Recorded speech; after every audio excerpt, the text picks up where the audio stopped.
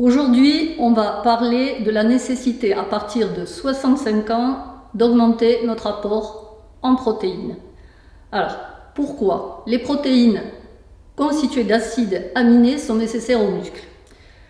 Donc, en vieillissant, la capacité de l'organisme à synthétiser ces protéines se fait de moins en moins bien, d'où la perte de masse musculaire et donc bien sûr la perte de force musculaire. Donc pour pallier à ça, qu'est-ce qu'on va faire? Deux choses. D'abord, on va continuer à faire du sport et ensuite, on va augmenter notre apport en protéines. De quelle manière?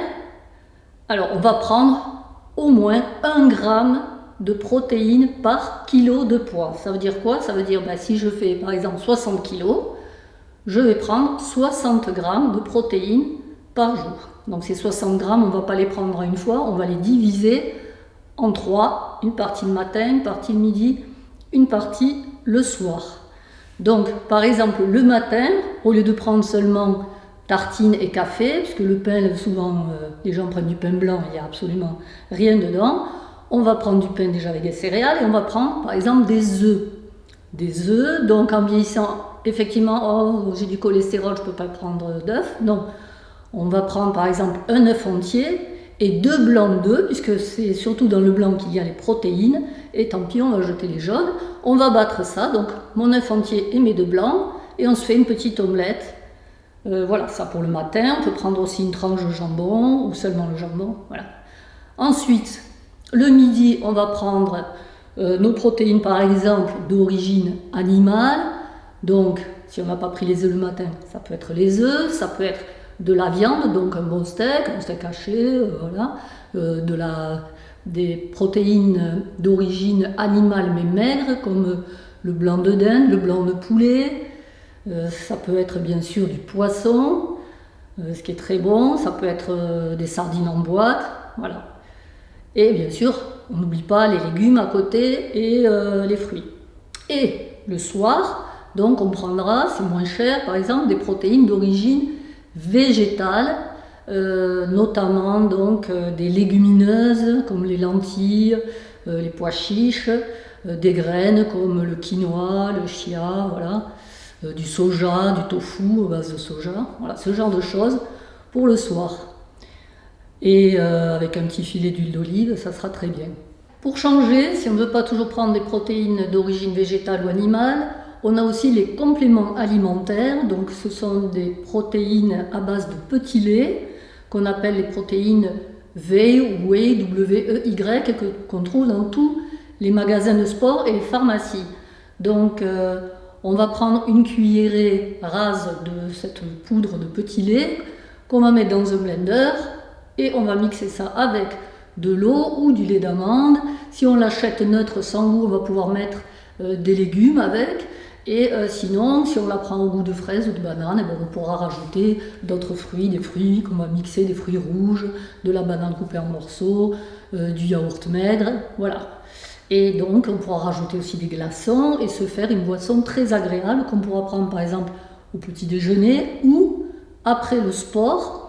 Donc immédiatement après le sport, comme le font ceux qui font du fitness, 30 minutes au maximum après la séance pour refaire le muscle qui a souffert donc, pendant la séance et ou voir le développer. Donc on a parlé de l'apport en protéines et ensuite la deuxième chose, on l'a dit, c'est la nécessité de continuer à faire du sport. Donc beaucoup de gens ont fait du sport toute leur vie, c'est bon, ils vont continuer. Mais les gens qui n'en ont pas beaucoup fait ou qui ont fait pratiquement rien, vont au contraire, tout doucement arrêter et à la fin, ils auront même du mal à marcher. Donc, on s'oblige, quand on est à la retraite, on s'inscrit dans un club, on va avec les copines, on va faire de la marche tous les jours entre au moins à peu près 20-30 minutes ou tous les 2 jours. Il faut que la dimension plaisir reste là. Il ne faut pas que ça soit bien sûr quelque chose de désagréable, mais bon, on essaie au moins de marcher. On va faire de la rando, on va faire de la marche nordique, on va faire du vélo, on va faire de la natation, si on a couru, on va continuer à courir. Voilà, tout ce genre de sports qui vont continuer à garantir notre masse musculaire. Le matin, en se réveillant, on va faire quelques assouplissements, on va prendre nos petits haltères et on va travailler nos bras pour garder aussi le muscle ici, biceps, triceps, et pas que tout fonde comme neige au soleil et puis qu'on n'ait plus rien et que tout soit ramolli. Voilà, donc tous les jours ou tous les 2 jours, un petit peu de sport à raison de demi-heure pour garder ce capital de muscles. Voilà, donc je vous invite à réfléchir à tout ça, à en parler aux personnes autour de vous qui ont un certain âge et qui donc se laissent tout doucement aller et ne mangent pas ces protéines ou ne font absolument plus aucune activité physique. Donc à partir de 65 ans, bien sûr avant, mais au moins à partir de 65 ans, protéines, augmenter cet apport en protéines et sport. Voilà, je vous engage à y réfléchir. Et vous pouvez aller sur mon site sportaddict.fr, le blog de Lily, dans la partie effectivement blog, donc vous avez un article sur ce thème, l'augmentation de protéines à partir de 65 ans, avec également des recettes. Voilà, bonne journée.